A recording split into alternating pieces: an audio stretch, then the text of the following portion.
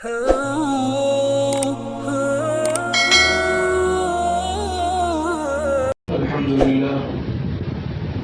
لله وكفى وسلام على عباده الذين اصطفى أما بعد قال الله تبارك وتعالى في القرآن المجيد والفرقان الحميد أعوذ بالله من الشيطان الرجيم بسم الله الرحمن الرحيم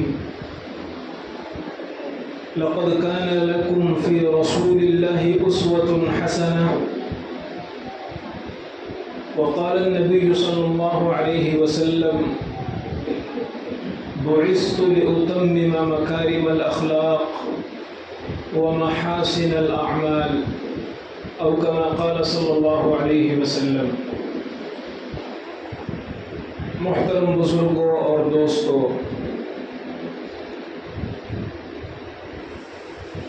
یہ جو مہینہ چل رہا ہے ہم اور آپ سب جانتے ہیں، یہ ربیع الاول کا محترم اور مقدس مہینہ ہے۔ اس مہینے کو یہ شرف حاصل ہے، یہ فضیلت حاصل ہے، یہ مرتبہ حاصل ہے کہ سرکار دو جہاں، نبی آخر الزمان، ہم سب کے سردار، سرور کائنات، فخر موجودات جناب محمد رسول اللہ صلی اللہ علیہ وسلم اس دنیا میں تشریف لائے۔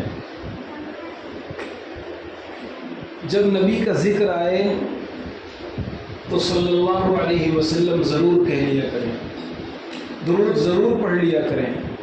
اللہ کے نبی صلی اللہ علیہ وسلم نے فرمایا، سب سے بخیل اور کنجوس وہ شخص ہے جس کے سامنے میرا نام لیا جائے اور اس کی زبان سے میرے نام کے لیے درود کا نذرانہ بھی نہ نکلے۔ سب سے کنجوس انسان وہ ہے جو میرا نام سنے اور مجھ پر درود نہ بھیجے۔ اس لیے بیان میں یا مجلس میں یا کسی ایسی محفل میں جہاں نبی کا ذکر آئے تو وہاں کم از کم آہستہ سے صلی اللہ علیہ وسلم تو ضرور کہہ لیا کریں۔ خیر بزرگوں اور دوستوں، اللہ کے نبی صلی اللہ علیہ وسلم جن کے ہم اور آپ امتی ہیں، یہ ہمارے لیے کتنا بڑا شرف، کتنی بڑی سعادت اور کتنا اللہ کا احسان ہے کہ اللہ تبارک و تعالی نے نبی آخر الزمان سرکار دو جہاں کا امتی بنا کر ہمیں پیدا فرمایا۔ حضرت موسیٰ علیہ السلام، حضرت عیسیٰ علیہ السلام اور انبیاء اللہ سے دعائیں کرتے تھے، اے اللہ ہمیں نبی آخر الزمان کا امتی بنا دینا، جنہیں اللہ نے نبوت عطا فرمائی تھی، جنہیں اللہ نے ایک مقام عطا فرمایا تھا، جنہیں اللہ نے قوم کا گائیڈر، رہنما، رہبر بنایا تھا، وہ یہ دعا کرتے ہیں کہ اے اللہ ہمیں نبی آخر الزمان کا امتی بنانا۔ کتنا احسان ہے کہ اللہ تعالیٰ نے بن مانگے یہ دولت ہمیں عطا فرما دی ہے۔ ہمیں اس پر شکر ادا کرنا چاہیے۔ اور کیا مقام ہے اللہ کے نبی صلی اللہ علیہ وسلم کا، آج میں چاہتا ہوں کہ ایک مختصر سا واقعہ ہی سنا دوں۔ اللہ کے نبی صلی اللہ علیہ وسلم کی آمد سے پہلے تقریباً 700 سال پہلے، بعض کتابوں میں 1000 سال پہلے کا ذکر ملتا ہے، بعض تاریخ کی کتابوں میں 1000 سال کا ذکر ملتا ہے، لیکن وہ اتنی مضبوط بات نہیں ہے۔ بہرحال 700 سال پہلے ملک یمن کے اندر ایک بادشاہ گزرا ہے جس کا نام اسعد ہے اور اس کا لقب حمیری ہے، اور وہ تبع حمیری کے نام سے مشہور ہے۔ تبع حمیری ملک یمن میں ایک قوم تھی جس کو قوم سبا کہا جاتا ہے۔ اس قوم سبا کا بادشاہ تھا جس بادشاہ کا نام اسعد تھا، لیکن اس بادشاہ کا لقب جو تھا وہ تبع تھا، اور سب سے پہلا وہ تھا، اس لیے اس کو تبع الاول بھی کہا جاتا ہے، تبع حمیری بھی کہا جاتا ہے۔ بڑے کر و فر والا، بڑی اونچی حکمرانی والا اور جاہ و جلال والا بادشاہ تھا۔ ایک مرتبہ اس نے یہ سوچا کہ میں اپنی سلطنت میں دورہ کروں اور ملکوں کو فتح کرتا، ادھر ادھر علاقوں کو، شہروں کو فتح کرتا ہوا ادھر ادھر دورہ کروں۔ وہ اپنے یمن سے نکلتا ہے اور یمن سے نکلتے ہوئے اس کے ساتھ جو لشکر ہے وہ کوئی معمولی لشکر نہیں ہے. 1,30,000 یا 32,000 گھوڑ سوار تھے, 1,13,000 پیدل فوج تھی, اور تقریباً 12,000 علماء, حکماء, اور اس زمانے میں توریت کے عالم اور بڑے بڑے پادری قسم کے لوگ اس کے جلوں میں چل رہے تھے اور اس کے ساتھ ساتھ چل رہے تھے. وہ جب کسی علاقے میں جاتا, کسی شہر میں جاتا, پورا شہر اس کو دیکھنے کے لیے امڑ آتا. لوگ اس کا ترفت دیکھتے, اس کا جلوہ دیکھتے اور اس کے پاس چلتے. اور پھر اس کا طریقہ یہ تھا کہ اس شہر میں جو بڑے علماء تھے وہ ان کو بھی شامل کر لیتا, وہ ان کو بھی لے لیتا. اس طرح ہوتے ہوتے ہوتے ہوتے بعض تاریخ کی کتابوں میں یہ لکھا ہوا ہے کہ سب سے پہلے وہ مکہ آیا, اپنے ملکوں کو فتح کرتے ہوئے وہ مکہ آیا. لیکن عجیب بات, جب وہ مکہ آیا تو مکہ کے باشندے, مکہ کے رہنے والے اس کو دیکھنے کے لیے بھی نہیں گئے, اس کا استقبال کرنے کے لیے نہیں گئے, اس کو ویلکم کرنے کے لیے نہیں گئے. اس کا ماتھا ٹھنک گیا اور وہ یہ سوچنے لگا کہ میں نے شہروں کو فتح کیا, ہر جگہ گیا اور ہر شہر کے تمام لوگ میرے غلام بن کر, ماتحت بن کر میرا استقبال کرنے کے لیے سامنے آ جاتے تھے. یہ کیسے لوگ ہیں جو مجھے دیکھنے تک نہیں آئے؟ اس نے اپنے مشیروں کو بلایا, وزیروں کو بلایا, اپنے پاس والوں کو بلایا اور کہا کہ آخر کیا بات ہے, یہاں کے لوگ مجھے دیکھنے کیوں نہیں آئے؟ ان کے وزراء نے کہا, ان کے مشیروں نے کہا, بادشاہ سلامت آپ کو معلوم نہیں ہے یہاں ایک گھر ہے جسے کعبۃ اللہ کہا جاتا ہے, یہاں ایک گھر ہے جسے بیت اللہ کہا جاتا ہے. یہ لوگ اس گھر میں طواف کرتے ہیں, یہاں معبودان ان کے رکھے ہوئے ہیں, وہ ان کو پوجتے ہیں, اور یہاں سال میں آپ کی جتنی فوج ہے اتنی زیادہ نہ ہو لیکن ایک بڑا مجمع جمع ہوتا ہے جو طواف کرتا ہے, زیارت کرتا ہے, اس لیے یہ آپ کو خاطر میں نہیں لا رہے ہیں. تو تاریخ کی کتابوں میں لکھا ہوا ہے تب حمیری یہ سن کر غضبناک ہو گیا, غصہ ہو گیا, اور اس نے یہ کہا نہ رہے بانس نہ بجے بانسری. اس نے یہ کہا کہ میں کعبہ ہی ختم کر دوں گا اور اس گھر کو تہس نہس کر دوں گا, مٹی میں ملا دوں گا, زمینوس کر دوں گا تاکہ کعبہ نہ رہے. تو کعبہ کے یہ ماننے والے بھی نہیں رہیں گے, اور اتنا زیادہ جو ان کا غرور ہے یہ بھی مٹ جائے گا, یہ خاک میں مل جائے گا, مٹی میں مل جائے گا. اس نے یہ ارادہ کیا اور اللہ کا کرنا ایسا ہوا کہ جیسے ہی اس نے یہ ارادہ کیا اس کے سر میں درد شروع ہو گیا, اس کے ناک سے, کان سے, آنکھوں سے, منہ سے بدبودار پانی نکلنے لگا, اور اتنا بدبو کہ اس کے ساتھ بیٹھنا مشکل ہو گیا. وہ بادشاہ پریشان ہو گیا, حکیموں کو بلایا گیا اور علاج شروع ہوا, لیکن مرض بڑھتا گیا جو دوا کی. جتنا زیادہ علاج ہو رہا ہے اتنا ہی اس کا درد اور سر کا درد بڑھ رہا ہے, پانی گرنا زیادہ ہو رہا ہے. بادشاہ پریشان ہو گیا. بادشاہ کے اس لشکر میں ایک بہت بڑے عالم تھے جو پرانی کتابوں کے عالم تھے, پرانی کتابوں کے جاننے والے تھے, تورات اور زبور کا علم رکھنے والے تھے. وہ بادشاہ سے انہوں نے خلوت اور تنہائی میں ملاقات کی اور بادشاہ سے کہا کہ میں آپ سے ایک راز جاننا چاہتا ہوں, ایک بات معلوم کرنا چاہتا ہوں. میں یہ پوچھنا چاہتا ہوں کیا کعبۃ اللہ کے بارے میں تمہارے دل میں کوئی غلط خیال آیا ہے کیا کعبۃ اللہ کے بارے میں تمہارا کوئی غلط ارادہ ہو گیا ہے کیا؟ بادشاہ حیران ہو گیا. بادشاہ نے کہا بات سچی ہے, میں نے ایسے ارادہ کیا تھا. ان عالم نے کہا اللہ کے بندے, جب تک تمہارا یہ ارادہ نہیں ختم ہوگا تمہاری یہ بیماری ختم نہیں ہوگی. بادشاہ کو حیرت ہوئی. بادشاہ نے توبہ کیا اور بادشاہ کہنے لگا کہ میں اپنے ارادے سے باز آتا ہوں. اور جیسے ہی اس نے اپنے ارادے کو چھوڑا اور اپنی توبہ کیا ویسے اس کا درد بھی ٹھیک ہوا, پانی بھی ختم ہو گیا اور ویسے ہی اس کو شفا مل گئی. جب بادشاہ نے یہ منظر دیکھا اور یہ وہ سوچنے لگا کہ آخر کیا ماجرا ہے کہ اللہ تبارک و تعالیٰ کی طرف سے ایسا واقعہ پیش آیا, تو کعبۃ اللہ کی عظمت, کعبۃ اللہ کا مقام اور بیت اللہ کا احترام اس کے سینے میں بیٹھ گیا. اس وقت کے جو علماء تھے انہوں نے کہا کہ آپ کو پتہ بھی ہے کہ یہ کعبۃ اللہ ہے کیا؟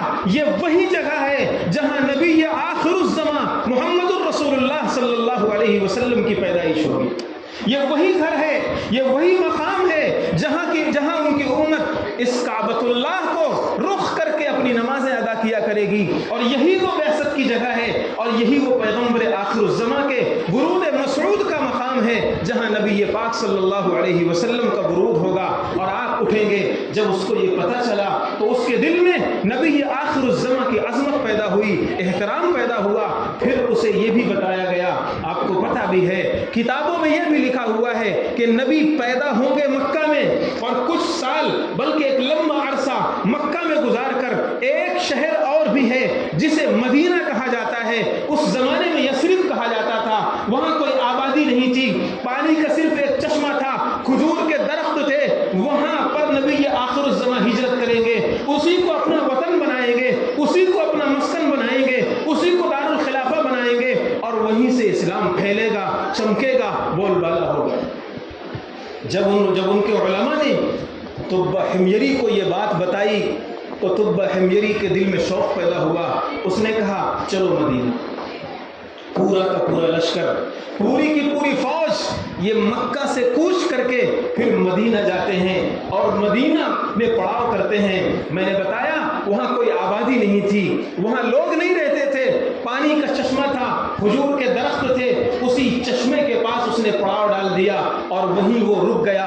وہاں کے جو علماء اس کے ساتھ تھے انہوں نے مٹی مدینہ کی سونگھ کر، کھجور کے درخت دیکھ کر، چشمے کا پانی پی کر کے اور پچھلی کتابیں کھول کر کے انہوں نے بتایا یہی وہ نبی آخر الزماں کی ہجرت گاہ ہے، یہی وہ جگہ ہے جہاں اللہ کا آخری نبی اپنا مسکن بنا کر کے ہجرت کر کے اپنی زندگی گزارے گا، یہی وہ آخری مقام ہوگا نبی آخر الزماں کا، یہیں سے اسلام پھیلے گا، یہیں سے اسلام کا بول بالا ہوگا۔ اس وقت تبہ حمیری کے لشکر میں 400 بڑے بڑے علماء تھے۔ میں نے بتایا آپ کو کہ 12,000 علماء اور حکماء کو لے کر وہ چلا تھا، پھر ہر شہر سے بڑے بڑے علماء کو لیا جاتا تھا، تو ان 400 علماء میں سے ایک بڑے عالم، بڑے پادری تھے جو ان سب کے ہیڈ تھے، جو ان سب کے سردار تھے۔ 400 علماء کے لیے تبہ حمیری کچھ دن وہاں پر رہتا ہے، بادشاہ وہاں پر رہتا ہے، پھر اس کے بعد اس نے کوچ کرنے کا ارادہ کیا، جانے کا ارادہ کیا، لیکن 400 جو علماء تھے انہوں نے کہا نکل جائے دم تیرے قدموں کے نیچے، یہی دل کی حسرت، یہی آرزو ہے۔ ان 400 علماء نے کہا جب ہمیں معلوم ہو گیا یہ میرے نبی کا آخری مسکن ہوگا، اب ہم یہاں سے ہجرت کرنے والے نہیں، یہاں سے کوچ کرنے والے نہیں، ہم مر جائیں گے، ہماری نسلیں زندہ رہیں گی، وہ مر جائیں گی، اس کی نسلیں زندہ رہیں گی، کوئی تو ایسا بندہ ہوگا جو نبی آخر الزماں کے زمانے تک زندہ رہے گا، ہم یہیں رہیں گے، یہیں دفن ہوں گے۔ جب بادشاہ نے تبہ حمیری نے اپنے ان علماء کے جوابات سنے، وہ خود متاثر تھا، اس نے کہا تم یہیں رہو۔ 400 علماء کے لیے اس نے اس زمانے میں 400 مکانات تعمیر کروائے، اس نے ان کی وہاں شادیاں کروائیں، مال و دولت دیے اور راشن دیا اور کھانے پینے کا ساز و سامان دیا، اور اس نے 700 برس پہلے اللہ کے نبی صلی اللہ علیہ وسلم کے نام ایک خط لکھا۔ یہ تاریخ کا عجیب واقعہ ہے اور تاریخ کا عجیب پہلو ہے۔ اس تبہ حمیری بادشاہ نے اللہ کے نبی کے نام 700 سال پہلے ایک خط لکھا، اور اس میں وہ لکھتا ہے کہ تبہ حمیری، تبہ الاول کی طرف سے جو ملک یمن کا بادشاہ ہے، اس کی طرف سے اللہ کے آخری نبی کے نام یہ خط ہے۔ میں یہاں پر ٹھہرا ہوا ہوں اور اس امید پر ہوں کہ 1 سال تک تو تبہ حمیری خود رکا تھا، 1 سال تک بادشاہ نے خود انتظار کیا کہ اگر نبی آخر الزماں کا ورود ہو جائے گا، ظہور ہو جائے گا تو ملاقات ہو جائے گی۔ 1 سال کے بعد جب اپنی سلطنت سنبھالنے کے لیے اس کو وہاں سے جانا پڑا، اس نے خط لکھا اور یہ لکھا کہ میں یہ خط فلاں جو پادری عالم ہے، بڑا عالم ہے، اس کو دے کر جا رہا ہوں، اسے وصیت کر کے جا رہا ہوں کہ جب تیرا انتقال ہونے لگے تو اپنی نسل کو، پھر اپنی نسل کو، پھر وہ اپنی نسل کو، اسی طرح سلسلہ چلتا رہے گا، جو آخری فرد ہوگا وہ میرا یہ خط محمد الرسول اللہ کی خدمت میں پیش کرے گا۔ اس نے لکھا کہ میں آپ کا غلام ہوں، میں نے آپ کو نہیں دیکھا لیکن میں آپ پر ایمان لاتا ہوں، اور میں یہ کہتا ہوں جو نبی آخر الزماں شریعت لے کر آئیں گے، جو پیغام لے کر آئیں گے، جو بات لے کر آئیں گے، میں اس پر ایمان لاتا ہوں۔ میں نے آپ کو نہیں دیکھا لیکن میں آپ کا امتی ہوں۔ تو بحمیری نے یہ مضمون لکھوایا اور یہ خط لکھوایا.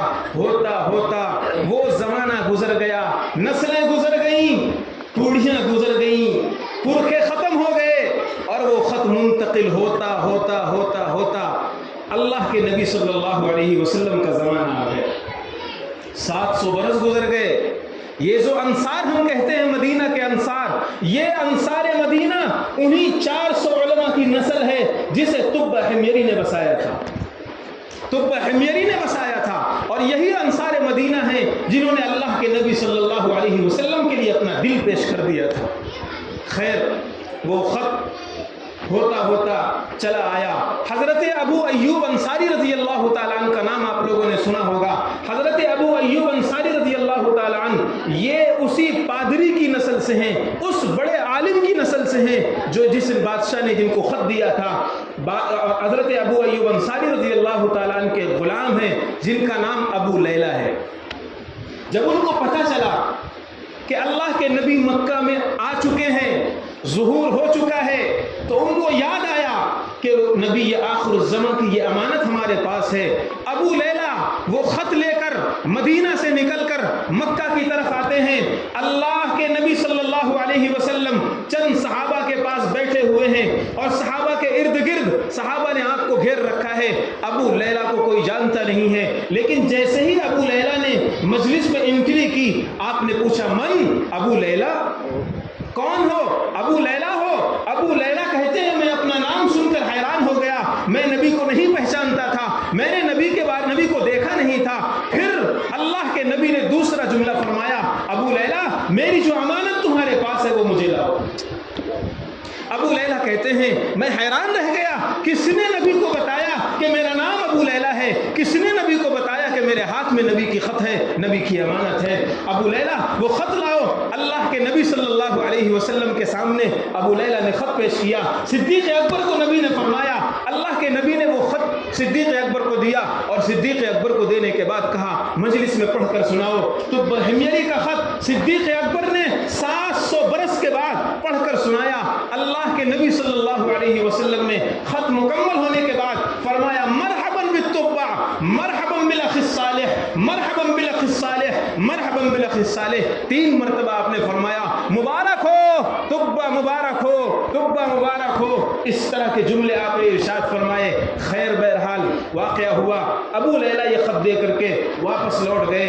ہجرت کا زمانہ آتا ہے، ہجرت کا وقت آیا. اللہ کے نبی صلی اللہ علیہ وسلم مکہ چھوڑ کر مدینہ جا رہے ہیں، اور پھر جب آپ مدینہ کی طرف بڑھ رہے ہیں، ہر انصاری، ہر صحابی اور مدینہ کا ہر باشندہ اس کے من میں یہ خیال ہے کاش نبی کی سواری اور نبی کا قیام ہمارے گھر پر ہو جائے. ہر آدمی فرش راہ بنا ہوا ہے، اور ہر آدمی راستے پر بچھا جا رہا ہے، اور ہر شخص کی یہ تمنا ہے کہ نبی ہمارے گھر پر آئیں، نبی ہمارے گھر پر آئیں. کوئی اونٹنی کی مہار پکڑ رہا ہے، کوئی لگام پکڑ رہا ہے، اور ہر شخص یہ تمنا کرتا ہے کہ یہ مبارک مہمان، ان کے مبارک قدم ہمارے گھر پر پڑ جائیں. اللہ کے نبی نے فرمایا میری اونٹنی قصوہ کی لگام چھوڑ دو، یہ مامورتن، یہ اللہ کی طرف سے مامور ہے، اسے حکم دیا جا چکا ہے، جہاں خدا کو منظور ہوگا یہ اونٹنی وہی بیٹھے گی. اونٹنی چلتی رہی، گھر گزرتے رہے. حضرت ابو ایوب انصاری رضی اللہ تعالیٰ عنہ کا جب گھر آیا، اونٹنی اس گھر کے پاس بیٹھ گئی. اور وہ ابو ایوب انصاری کا گھر نہیں تھا، وہ تبہ حمیری نے بنوایا تھا، اور اسی لیے بنوایا تھا کہ جب نبی آخر الزمان آئیں گے تو ان کے لیے ایک گھر بنوایا تھا. وہ وہی گھر تھا جس میں ابو ایوب انصاری رہتے. وہ تبہ حمیری کا بنوایا ہوا گھر تھا، نبی آخر الزمان کے لیے بنوایا ہوا گھر تھا.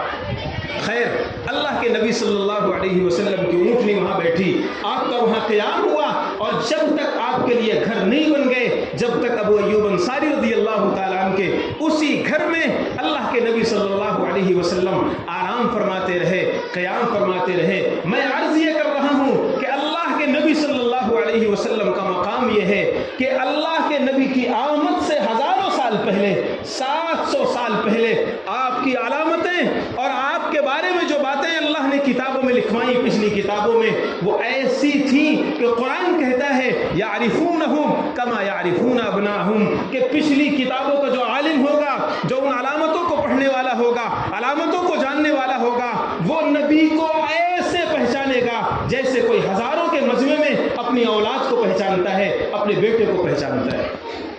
بڑا سا مجمع ہو، کیا کوئی باپ اپنے بیٹے کو نہیں پہچان پائے گا؟ اللہ کا قرآن کہتا ہے کہ یہ یہود ہیں، یہ نصارہ ہیں، یہ اللہ کی نبی کی علامتیں پڑھ کر نبی کو ایسے پہچانتے ہیں جیسے کوئی ہزاروں کے مجمع میں اپنی اولاد کو پہچانتا ہے۔ دیکھیے، پڑھیے کتابوں میں کیا لکھا ہوا ہے۔ عبداللہ ابن سلام رضی اللہ تعالی عنہ بڑے عالم یہودیوں کے، مدینہ کے سب سے بڑے عالم شمار ہوتے تھے۔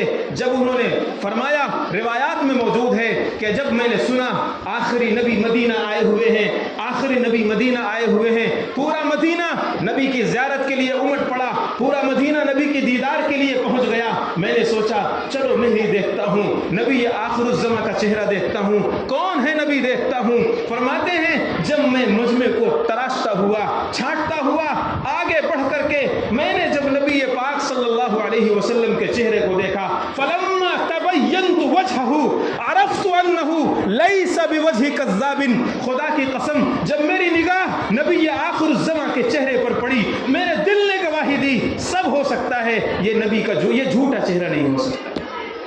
نبی کے چہرے کو دیکھ کر میرے دل نے گواہی دی سب کچھ ہو سکتا ہے، یہ چہرہ جھوٹا نہیں ہو سکتا ہے۔ اور میں نے کلمہ پڑھا، اشہد ان لا الہ الا اللہ واشہد ان محمد رسول اللہ۔ حضرت عبداللہ بن سلام حلقہ بگوش اسلام ہو گئے، دامن اسلام سے وابستہ ہو گئے۔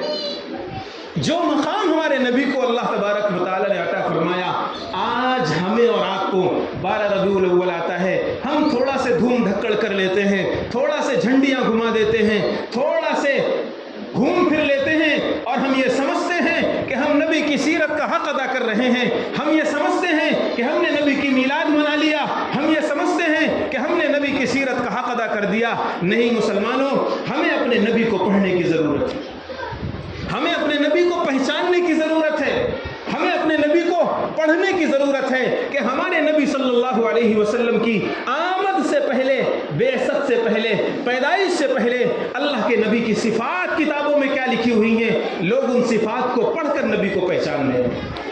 لکھا ہوا ہے، پچھلی کتابوں میں لکھا ہوا ہے، ما کان سخابا، اللہ کے نبی صلی اللہ علیہ وسلم کی صفات میں یہ ہے کہ وہ نبی جب گلیوں میں چلیں گے تو ہاؤ ہو شور شرابہ کرتے ہوئے نہیں چلیں گے، ان نبی کو تم بازاروں میں اور نکڑوں میں بیٹھا ہوا نہیں دیکھو گے۔ یہ میں آج کی بات نہیں سنا رہا ہوں، یہ تورات کی بات سنا رہا ہوں، تورات میں اور انجیل میں یہ علامت لکھی ہوئی ہے کہ اللہ کے نبی صلی اللہ علیہ وسلم اس طرح سنجیدگی مکانت کے ساتھ آپ کے بارے میں لکھا ہوا ہے، لعان لیس لعانا ولا فحاشا، کہ اللہ کے نبی بیہودہ باتیں کرنے والے نہیں تھے، اللہ کے نبی وہ کسی کو برا بھلا بولنے والے نہیں تھے۔ تو نبی کی جو صفات، نبی کے جو اخلاق اور نبی کے جو اعمال ہمیں دیے گئے ہیں، ہم مسلمانوں کی ذمہ داری یہ ہے کہ ہم نبی کی سیرت کو، کردار کو اپنے اندر اتاریں۔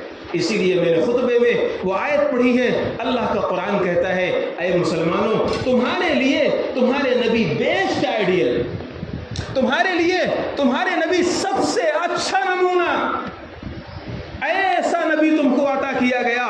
اللہ کے نبی خود فرما رہے ہیں اے لوگو، کل قیامت کا میدان ہوگا، اس قیامت کے میدان میں جب میدان محشر میں ہر آدمی نفسی نفسی نفسی نفسی پکارے گا، سورج ایک نیزے کے برابر ہوگا۔ ابھی سورج کی جو دوری ہے وہ کئی لاکھ کلومیٹر ہے، 15 لاکھ کلومیٹر۔ سائنسدانوں کے الگ الگ اقوال ہوتے ہیں، خیر ابھی جو لیٹسٹ رپورٹ آئی ہے 15 لاکھ کلومیٹر سورج ہے، اور دیکھیے اس کی گرمی سے ابھی پسینہ نکل رہا ہے۔ آپ دیکھیے تھوڑی دیر گرم، جب 45 ڈگری گرمی ہو، 50 ڈگری کہیں گرمی ہو، ذرا سا باہر نکل کر دیکھیے، سورج کی تپش ایسی ہے اور سورج کی تمازت ایسی ہے کہ انسان جھلس جاتا ہے، اور وہ سورج صرف اس سواؤ نیزے کے برابر ہوگا۔ اور تھوڑا سا انسانوں کی گرمی بھی بہت گرمی ہوتی ہے، چند کچھ لوگ اگر بیٹھے ہوئے ہوں تو وہاں جو ہیٹ ہوگی، وہاں جو گرمی ہوگی وہ اور زیادہ ہوگی، اور میدان حشر میں حضرت آدم سے لے کر آخری فرد تک تمام انسان جمع ہوں گے۔ کیا گرمی ہوگی، کوئی پسینوں میں یہاں تک ڈوبا ہوگا، کوئی پسینوں میں پورا ڈوبا ہوا ہوگا، کسی کا پسینہ منہ میں گھس رہا ہوگا۔ اللہ کے نبی نے عجیب و غریب منظر کشی کی ہے، ہر شخص ایک دم بالکل بوکھلایا ہوا ہوگا۔ اللہ کے نبی فرما رہے ہیں لوگ سفارش کریں گے اے آدم آپ کو اللہ نے اپنے ہاتھ سے بنایا ہے، اللہ سے کہو حساب کتاب شروع ہو جائے۔ اے موسیٰ آپ کلیم اللہ تھے، اللہ سے کہو حساب کتاب شروع ہو جائے۔ ابراہیم آپ تو خلیل اللہ ہیں، آپ اللہ کے دوست ہیں، اللہ سے کہو حساب کتاب شروع ہو جائے۔ اللہ کے نبی فرماتے ہیں کسی نبی کی، کسی ولی کی، کسی انسان کی ہمت نہیں ہوگی کہ وہ اللہ تعالیٰ سے درخواست کر سکے کہ اے اللہ حساب شروع کیجیے۔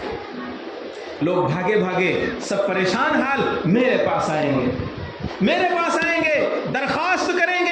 ہر کونا ہم نے چھان لیا، ہر شخص کے پاس درخواست دے لی، لیکن کسی کی ہمت نہیں ہو رہی ہے۔ سب کی نگاہیں آپ پر ٹکی ہوئی ہیں، سب کی امیدوں کا مرکز آپ ہیں، سب کی توجہ کا مرکز آپ ہیں۔ اے اللہ کے نبی ہاتھ اٹھائیے، اب پریشانی دیکھی نہیں جاتی، اب حالت بہت دگرگوں ہو گئی ہے، بہت خراب ہو گئی ہے۔ اے اللہ کے نبی اللہ سے کہیے کہ حساب کتاب شروع ہو جائے، معاملہ آسان ہو جائے۔ اللہ کے نبی فرماتے ہیں میں سجدے میں گر جاؤں گا، 7 دن تک سجدے میں پڑا رہوں گا، اس وقت میرا رب مجھے ایسی تعریف و توصیف کے کلمات عطا فرمائے گا جو مجھے ابھی نہیں عطا کیے گئے۔ میں اللہ کی حمد کروں گا اور انا اول شافع و اول مشفع ولا فخر بی، سب سے پہلے میری درخواست قبول کی جائے گی، میری سفارش قبول کی جائے گی اور مجھے اس پر کوئی فخر نہیں ہے۔